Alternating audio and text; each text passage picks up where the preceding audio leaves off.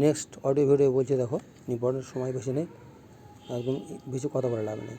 Hormone এবং স্নায়ুতন্ত্রের কার্যগত পদ্ধতি ব্যাখ্যা। দেখো হরমোনের পয়েন্টগুলো কী থাকবে, কাজের পদ্ধতি, কাজের গতি, প্রভাবের স্থায়িত্ব, পরিণতি। কাজের পদ্ধতি যেহেতু লিখতে হবে, দেখো কাজের পদ্ধতির মধ্যে হরমোন রাসায়নিক সমন্বয়ক, হরমোন হচ্ছে রাসায়নিক সমন্বয়ক, আর হচ্ছে ভৌত সমন্বয়ক। এটা লিখবে রাসায়নিক, দুজনেই কিন্তু থাকতে পারে। এই হরমোন এবং ধরো 30-35 ধরো মাধ্যমিক খাতা দেখেছি, সেখান থেকে একটা পূর্ণ ঘুরে দেওয়া থাকে যেখান থেকে হরমোনের সঙ্গে স্নায়ুতন্ত্রের কী মিল আছে, মিলের ক্ষেত্রে লিখবে। এখান থেকে আমি আর লিখছি, দাগ দিচ্ছি না এখানে, জাস্ট এখানটায় সমন্বয়ক লিখবে। এ সমন্বয় করতে পারে, এ সমন্বয় করতে পারে। এবার পার্থক্যটা থাকতে পারে।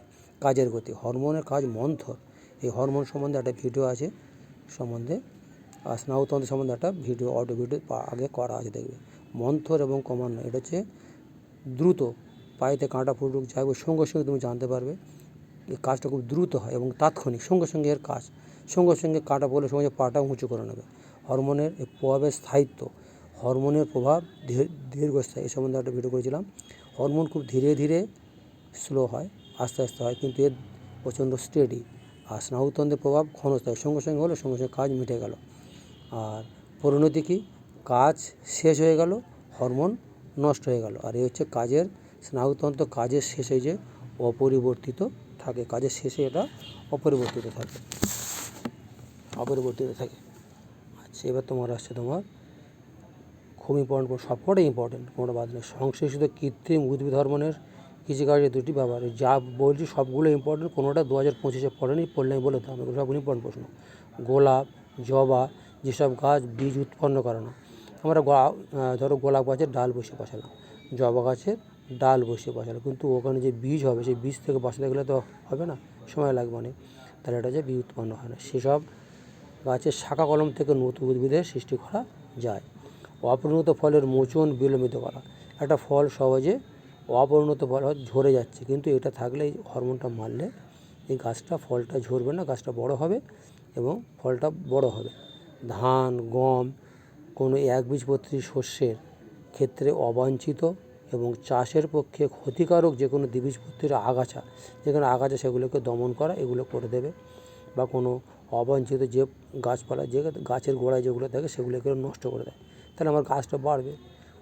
ফুলের অনিষিক্ত ডিম্বাশয় থেকে বীজহীন ফল, এই অনিষিক্ত মানে কি, অর্থাৎ শুক্রাণু এবং ডিম্বাণুর আমার মিলনের দরকার হচ্ছে না, যেন ফুলের অনিষিক্ত ডিম্বাশয় থেকে বীজহীন ফল। আগে একটা এতে বলেছিলাম যে বীজ কাকে বলে, নিষিক্ত, এখানে অটা বাদ, নিষিক্ত পরিপক্ক ডিম্বক থেকে হয় বীজ, অর্থাৎ শুক্রাণু, ডিম্বাণু বা পুংজনন কোষ, স্ত্রীজনন কোষের মিলনের ফলে ডিম্বাশয়, এবং ওখান থেকে তৈরি হবে দুটো, যে ডিম্বাশয় থেকে হবে বীজ, এই যে ডিম্বাশয় থেকে ফল তৈরি হবে, আর বীজটা হবে ডিম্বক থেকে হবে বীজ, আর ডিম্বাশয় থেকে হবে ফল। যে কোনো উত্তর দিলে। মানব দেহের রক্ত সংবহনতন্ত্রের বা থাইরক্সিনের প্রভাব, খুব ইম্পর্টেন্ট প্রশ্ন। থাইরক্সিন, এটা থাইরয়েড গ্ল্যান্ড থেকে নিঃসৃত হয়, থাইরয়েড গ্ল্যান্ড থেকে, আবার সেখান থেকে TSH, thyroid stimulating hormone, thyroxine hormone.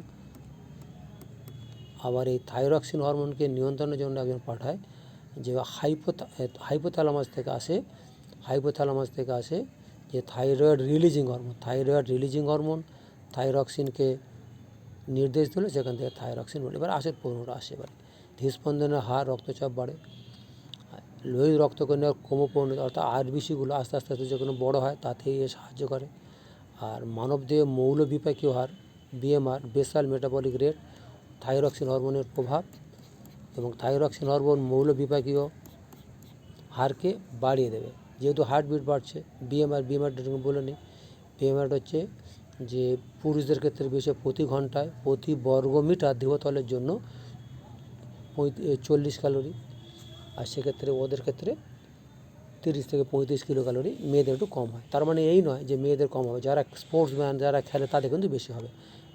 পরেরটা, মানুষের প্রাত্যহিক জীবনে প্রতিবর্তক ক্রিয়া নিবৃত্তি, এটা পরীক্ষা সবকটাই ইম্পর্টেন্ট যা দিচ্ছে, একটা কোনো আনইম্পর্টেন্ট না, যে কোনো প্রশ্ন করতে পারে, এবং হয়তো এই সমেত প্রশ্ন পেতে পারো, এই দাগ নাম্বার সমেত প্রশ্ন পেতে পারো। চোখের পলক পড়া, চোখে হঠাৎ তীব্র আলো পড়লো, কোনো কিছু ধুলোবালি, পোকামাকড় ইত্যাদি পড়ে গেল, তখন উপক্রম হলো প্রতিক্রিয়া হিসেবে চোখের পাতাটা আপনাআপনি বন্ধ হয়ে যায়। চোখের এরকম দ্রুত পলক পড়াকে বলা হয় তীব্র আলোর ক্ষতিকর প্রভাব থেকে এটা বা পোকামাকড় করতে দরকার রয়েছে চোখের পলক পড়া।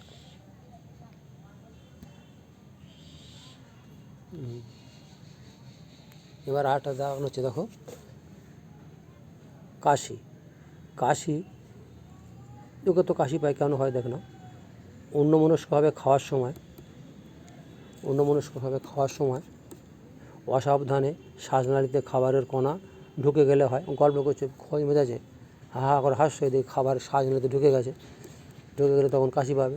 এই কাশি হয় বলেই শ্বাসনালীতে ঢোকা খাবারের কণা বাইরে বেরিয়ে আসে। অনেকে করা হয় কি, মাথায় একটুখানি হালকা করে, এটা আমি বলছি, এটা আমার এক্সপিরিয়েন্সে বলছি, মাথা হালকা করে একটু উপর দিক থেকে একটু চাপ দিতে হয়। সে নিউটনের থার্ড ল মানলে কী হবে, টপ করে নিচ থেকে খাবারটা উপর দিকে চলে আসবে। শ্বাসপেকে সম্বন্ধে একটা বললাম, একটা প্র্যাকটিক্যাল এক্সপিরিয়েন্স বললাম। এবার আসছে তোমার হাঁচি হবে। ধূলিকণা, পরাগরেণু, ধরো কোনো জায়গায় কেউ ওই ধান গম, এই লঙ্কা টঙ্কা গুঁড়ো কেউ ওখানে মেশিনের ধাতে তুমি যাচ্ছ, হবেই। বা হঠাৎ করে একটা গাড়ি রাস্তা দিয়ে চলে গেল, তখন ধূলিকণা, পরাগরেণু, ঝাঁঝালো গন্ধ, জীবাণু নাশ। এই জীবাণু নাশে এবারে ঢুকলে প্রতিবর্ত ক্রিয়া হিসেবে হাঁচি শুরু হবে। পরীক্ষা থাকবেই, খুব ইম্পর্টেন্ট প্রশ্ন। ওই সকল বস্তু নাসিকা থেকে নাসে বিভাগ থেকে বেরিয়ে আসে। তাহলে এই পরাগরেণু মধ্যে একটা পয়েন্ট বলতে পারি, যেটা পার্থেনিয়াম। বিদেশ থেকে যখন গম আসে, ওখানে একটা বিদেশি প্রজাতি থেকে একটা প্রশ্ন আসতে পারে যে বিদেশ থেকে কোন জিনিস এসেছিলো। গম এসেছিলো, গমের সঙ্গে ছিল পার্থেনিয়ামের যে পরাগরেণু, এই পরাগরেণু কিন্তু আমাদের শ্বাসকষ্ট, অ্যালার্জি রোগের সৃষ্টি করে। এটা কিন্তু বিদেশ থেকে আসার ফলে আমাদের এটার মধ্যে ছড়ে গেছে, পরে ওটা হয়ে গেল। কোষচক্র, সেল সাইকেলের মধ্যে ইম্পর্টেন্ট, এটা পরিষ্কার থাকবে, সবকটা ইম্পর্টেন্ট। কোষচক্রের মধ্যে ইন্টারফেজ, প্রস্তুতিকালীন দশা, এর তিনটে আছে। G1, S, G2। 2025-এ G1-এর বৈশিষ্ট্য, এসের এই দুটো বৈশিষ্ট্য ছিল, কিন্তু কোষচক্র থেকে আসেনি। সুতরাং এই বৈশিষ্ট্য না দিয়ে এইভাবে দিতে পারে। এবার দেখো মাইটোসিস মানে বিভাজন দশা। বিভাজন দশা মানে এটা ধরো আমাদের ছোটো একটা গাছ আমি বসালাম, ছোট্ট চারা গাছ, আস্তে আস্তে বড়ো হলো। আরেকটা বলি, ধরো মাতৃদেহে প্রত্যেকেই জন্মেছি, সেখানে একটা জায়গোট তৈরি হওয়ার পরে 280 দিন পরে সে স্বাভাবিক অবস্থায় সে জন্মগ্রহণ করছে। তাহলে ওখানে প্রথমে ছিল একটা সেল, ছিল প্রথমে একটা মতো সেল ছিল, সেখান থেকে আস্তে আস্তে বেশি হয়ে গেল। আচ্ছা, মানে বোঝানোটা কিন্তু তোমার পরীক্ষার সময় জাস্ট যেটুকু লাগবে সেটুকু বলে দিচ্ছি। কেরিওকাইনেসিস, দেখো কেরিওকাইনেসিস হচ্ছে মানে নিউক্লিয়াসের বিভাজন। কেরিও মানে নিউক্লিয়াস, কেরিয়ন থেকে এসছে নিউক্লিয়াস, তাহলে নিউক্লিয়াসের বিভাজন। নিউক্লিয়াস বিভাজন তিনটে, PMAT। পি মানে প্রোফেজ, এম মেটাফেজ, এ হচ্ছে অ্যানাফেজ, টি হচ্ছে টেলোফেজ। তাহলে চারটে হয়ে গেল। নিউক্লিয়াস বিভাজনের চারটে দশা। গতবার এখানে মেটাফেজ, অ্যানাফেজের বৈশিষ্ট্য সম্বন্ধে এসেছিলো, ওই জন্য এবারে নিউরোনাল ক্রোমোজোমটা ছবিতে ইম্পর্টেন্ট। তারপরটা দেখো সাইটোকাইনেসিস। সাইটো কথাটা হচ্ছে সাইটোপ্লাজম থেকে, তাহলে সাইটোকাইনেসিস মানে ভাঙা, তাহলে কাইনেসিস মানে বিভাজন, আর সাইটো মানে সাইটোপ্লাজম, তাই সাইটোপ্লাজমের বিভাজন হয়ে গেল। এবার তোমরা দেখাচ্ছি যে এর থাকবে অথবা দিয়েছে এখান থেকে কোষচক্রের দশাগুলো একটা পর্যায় চিত্রের মাধ্যমে দেখা, ওইভাবে দেখাতে পারো, কিন্তু এইভাবে দেখাতে হচ্ছে। ওটা দেখো প্রথমে একটা ওই তোমাদের যেটা আছে কাঁটা কম্পাস নিয়ে যাবে, নিয়ে একটা গোল করে নেবে, কাঁটা কম্পাস দিয়ে গোল করে এইটা বিন্দু হলো, গোল করে নিলে, গোল করে নেওয়ার পরে একটা ভাগ, এইখান থেকে একটা ভাগ করে নেবে, এই একটা ভাগ সোজা, এখান থেকে একটা ভাগ করে নিই আমি, আর এখান থেকে একটা ভাগ করে নিচ্ছি, হলো দুটো। তাহলে এখান থেকে একটা মোট চারটে হয়ে গেল। তাহলে এখানে ধরো 90 ডিগ্রি 90 ডিগ্রি 90 90 হয়ে গেল, 4 লং 36, 360 হয়ে গেল। এবার একটার মধ্যে ভাগ করো, এই দেখো mitosis prophase, metaphase, anaphase, telophase. এই টেলোফেজ দশার মধ্যে যখন নিউক্লিয়াস যখন ভেঙে গেল, তারপরে আসছে সাইটোপ্লাজম, এই সাইটোকাইনেসিস হয়ে গেল। সাইটোকাইনেসিস হওয়ার পরে চলে আসছে প্রথম দশা, G1 দশা।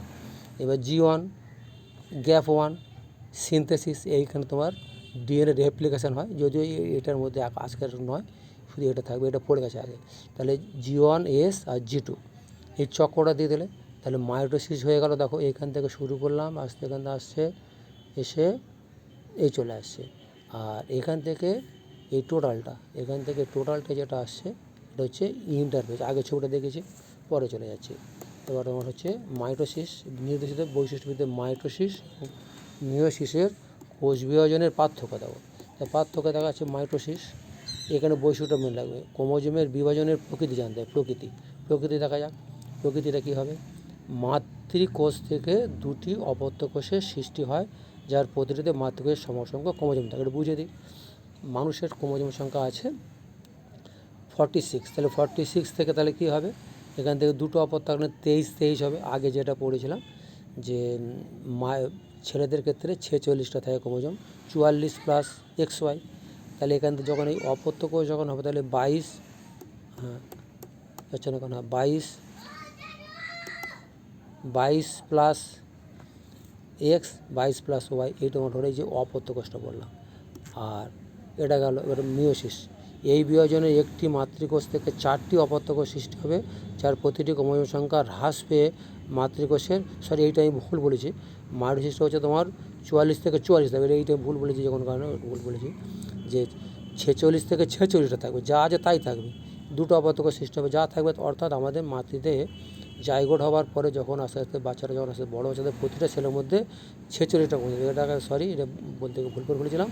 মায়োসিসে ক্রোমোজোম সবসময় সমান থাকবে, অর্থাৎ কী হবে, সমসংখ্যক, সমগুণ এবং সম আকৃতি বিশিষ্ট দুটো অপত্য কোষ, বলছি সমসংখ্যক, সমগুণ এবং সম আকৃতি বিশিষ্ট দুটো অপত্য কোষ সৃষ্টি করে মিওসিস। এই বিভাজনে মাতৃকোষ থেকে 4টি অপত্য কোষ সৃষ্টি হয়। আপনারা দেখে নাও, 4টি বলতে এখানে দেখাচ্ছি 46টা ক্রোমোজোম, এটা একটু দেখাতে পারলে সময় চলে যাবে। 46টা, তাহলে 46টা ক্রোমোজোম আছে, 46 থেকে হবে, 46 থেকে কী হবে, 46 থেকে হবে 23 ভাগ হলো, আবার 23 থেকে দুটো হবে 23 আবার 23 থেকে 23 আবার বলছি 46 থেকে ভাগ করে হবে 23, তাহলে হাফ হলো 23।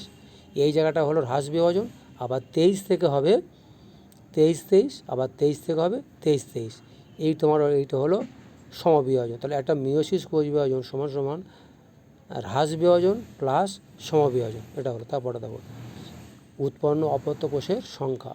মাতৃকোষে একবার বিভাজিত দুটি অপত্য কোষ সৃষ্টি করে, এর মধ্যে ক্রোমোজোম সংখ্যা সবসময় সমান থাকবে। আমি আগেরটা ভুল বলেছিলাম, এইটা ঠিক আর কি, ওই যেটা বললাম আর কি।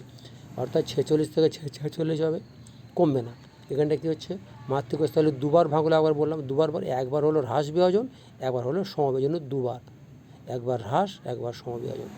যখন প্রথমবার হ্রাস বিভাজন হবে তখন হবে 23টা থাকবে, হাফ হয়ে গেল, কিন্তু পরের বার কিন্তু আর কমবে না, তখন হবে 23 থাকবে, তখন 4টি অপত্য কোষ সৃষ্টি হলো, এটার মধ্যে গেল। পরেরটাতে যাচ্ছি, এটা রাখছি, পরেরটা আবার দিচ্ছি।